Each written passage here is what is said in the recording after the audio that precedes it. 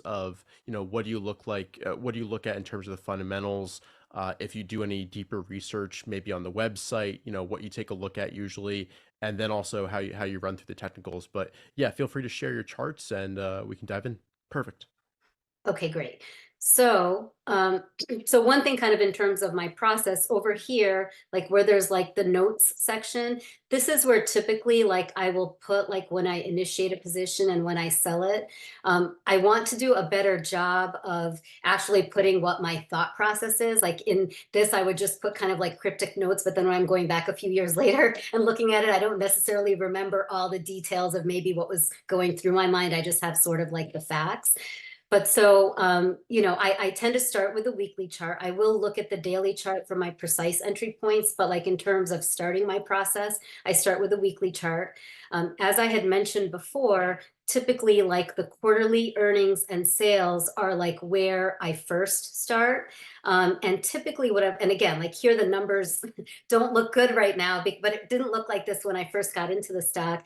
I will focus on definitely the latest quarter, but then I'm trying to look for at least some acceleration. And Mhm. ideally, it would be 3 quarters of acceleration. That doesn't always happen. Even if there's 1 quarter and if it's above 25%, then that will at least get me to like really start paying attention to it. It's interesting right now, even now for a firm, you can see here on the sales, their sales are growing. They have had 3 quarters of acceleration. Again, at the time I was buying it, it would have been a lot higher than this. But right now, a firm doesn't have the earnings I would be looking for. So at this point in time, they wouldn't be meeting my fundamentals. When I bought them, so basically in terms of setups, as I said, when I initially started getting into Can Slim, I would buy the traditional breakouts. I like cup with handles and I like double bottoms because typically those used to emerge after a deeper correction.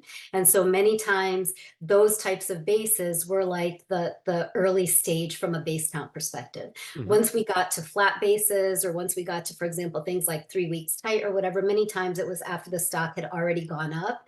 And so since I was trying to capture so that I could hold for 12 to 18 months, I was trying to capture as close to off of the bottom, but still at like what was considered an acceptable buy point from Bill O'Neill's perspective. But over time, and particularly in 2021, when the market was getting choppy, what I have evolved to is I really do, since I set my stop loss based on the 10-week moving average or the 50-day moving average, usually it's the 10-week, I try to buy as close to that as possible. Mhm. So over the years now, I've gotten much more comfortable about buying off of the bottom when it retakes the 50-day or the 10-week. The one thing that I do look for is I want there to be, and I am going to dive down more this year, hopefully into stands analysis because I have not done that. But I do look for like higher lows. So if you look here at the point that I was getting in, so I got in on